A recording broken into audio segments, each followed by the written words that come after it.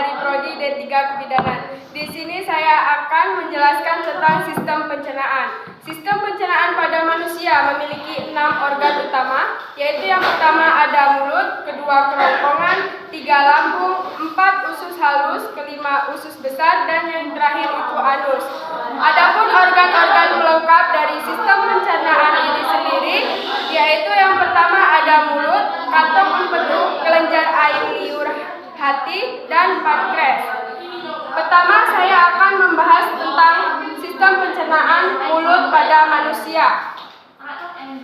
Mulut adalah pintu masuk makanan, yang dimana di dalam mulut ini terjadi penghancuran makanan, mencerna makanan, mengunyah rasa makan, dan membantu menelan makan. Bagian-bagian dari mulut itu sendiri, yang pertama ada langit-langit, gigi, gusi, tulang-tulang langit, pembuluh darah, dan saraf-saraf langit. Dan yang keenam itu amandel, 7 ada lidah, dan 8 itu ada anak lidah. Di dalam mulut terdiri 2 pencernaan. Pencernaan pertama yaitu pencernaan secara mekanis, di mana dalam pencernaan mekanis ini dibantu dengan gigi dan lidah. Kedua itu ada pencernaan kimiawi, yang dimana dalam proses kimiawi ini dibantu dengan ludah yang mengandung enzim patialin yang berfungsi untuk mengubah amino menjadi maltosa, sehingga makanan yang kita makan akan terasa manis. Dalam makanan yang setelah selesai dikunyah lembut disebut sebagai bolus. Bolus inilah yang nantinya akan disalurkan ke kerongkongan. Sebelumnya kita akan lihat dulu bagian kerongkongan itu sendiri terdapat di mana.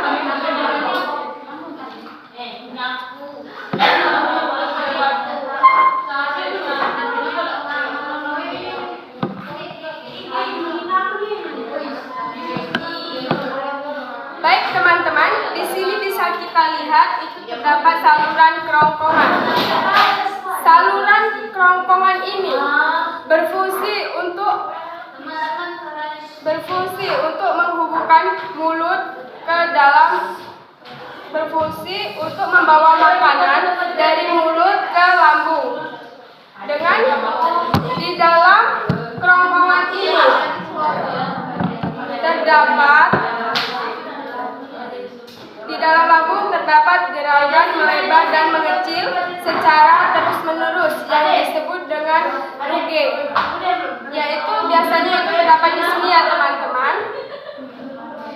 Dalam kerongkongan itu sendiri memiliki 3 bagian, yang dimana bagian atas kerongkongan ini disebut dengan vas cefalic, dan bagian tengah ini disebut dengan thoracalis, dan bagian bawah di sini disebut dengan vasa abdominalis. Selain itu, di dalam kerongkongan terdapat gerakan gelombang, yang dimana saat untuk meneruskan makanan itu sendiri ke lambung. Gerakan ini disebut dengan gerakan peristaltik. Selanjutnya, adapun bagian-bagian dari tulang kerongkongan itu sendiri, yang pertama itu ada bagian superior yang terdiri dari otot rangka. Kedua ada bagian tengah terdiri dari campuran otot rangka atau otot lurik, dan yang terakhir itu terdapat bagian inferior yang terdapat otot polos. Selanjutnya yaitu saya akan membahas tentang lambung.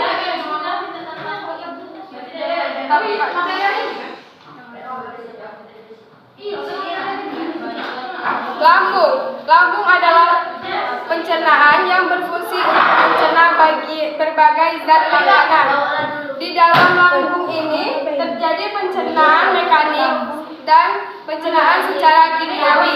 Pencernaan mekanik dalam lambung dilakukan oleh otot-otot lambung yang berkontraksi melakukan gerakan meremas dan menggiling makanan hingga menjadi bentuk yang lebih lunak seperti bubur kimiawi lambung itu sendiri yaitu menggunakan enzim pepsin, enzim renin, enzim lipase, dan asam lambung atau HCI, di mana asam klorida itu sendiri yang terdapat di lambung ini berfungsi untuk membunuh bibit penyakit yang masuk bersama makanan. Terus di dalam lambung ini juga terdapat enzim pepsin yang berfungsi mengubah protein menjadi pepton. Yang ketiga juga ada enzim renin yang berfungsi untuk mengumpulkan protein susu menjadi kasein atau dengan bantuan kalsium. Bisa kita lihat di sini ya teman-teman. Bagian-bagian lambung. Bagian-bagian lambung yaitu yang pertama ada kardiak. Bagian kardiak itu sendiri bagian ini. Selanjutnya ada bagian fundus atau fundus itu bagian ini ya teman-teman, lengkungan yang berada di atas ini. Dan bagian besar jantung ini disebut dengan korpus. Selanjutnya yaitu di sini ada bagian pilorus. Dalam bagian pilorus ini terdapat kutub untuk membuka dan menutup. Setelah makanan keluar dari sini, maka kutub ini akan menutup sehingga makanan yang keluar dari lambung tidak akan kembali lagi ke dalam jantung. Selanjutnya yaitu tentang pankreas. Pankreas dalam sistem pencernaan manusia, pankreas menghasilkan enzim yang bertugas untuk memecahkan nutrisi seperti enzim lipase, protase, dan amilase. Enzim-enzim tersebut akan dilepaskan oleh pankreas dan ikut bercampur dengan enzim pencernaan dari lambung. Selanjutnya yaitu ada kantung empedu. Bisa kita lihat ya teman-teman, di sini ada kantung empedu. Kantung empedu merupakan hasil cairan empedu yang perannya sangat penting dalam sistem pencernaan manusia, yaitu memecahkan lemak menjadi asam lemak. Cairan empedu ini terdiri dari kolesterol, garam empedu, bilirubin, air, serta mineral seperti kalsium dan natrium yang disimpan di dalam kantung empedu.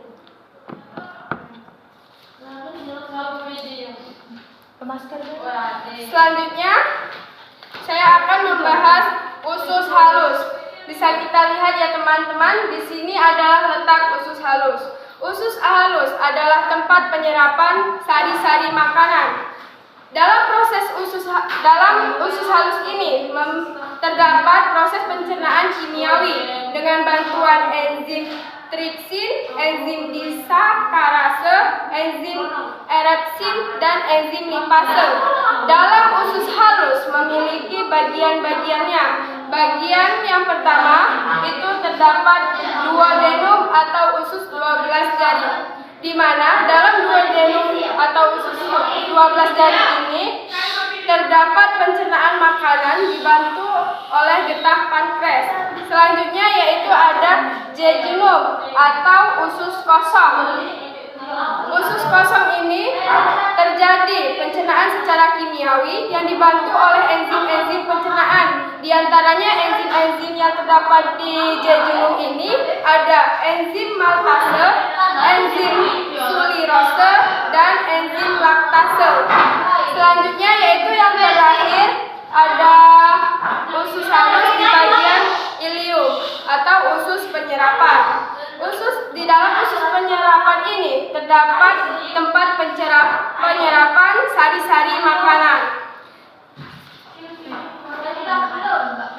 Selanjutnya, sebagian besar dari sisa-sisa pencernaan makanan dan air diserap di usus besar, lalu disimpan sebagai fase sebelum dieliminasi. Dalam usus besar, bisa kita lihat ya teman-teman, ini bagian usus besar. Usus besar adalah usus yang terbesar di antara organ-organ lainnya. Usus besar berfungsi untuk memilah kembali hasil pencernaan. Pada usus besar terjadi penyerapan air terbesar. Struktur usus besar terdiri dari usus buntu, usus klon ascendens atau klon naik, dan yang ketiga itu ada klon transversum atau klon datar. Keempat itu ada rektum, tempat penyimpanan fase sebelum dikeluarkan ke anus. Selanjutnya saya akan membahas tentang anus. Dalam anus bisa kita lihat di sini.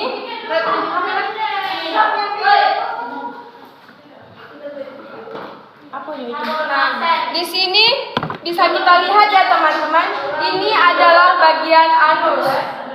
Bagian anus ini berhubungan antara rektum dengan lingkungan luar tubuh.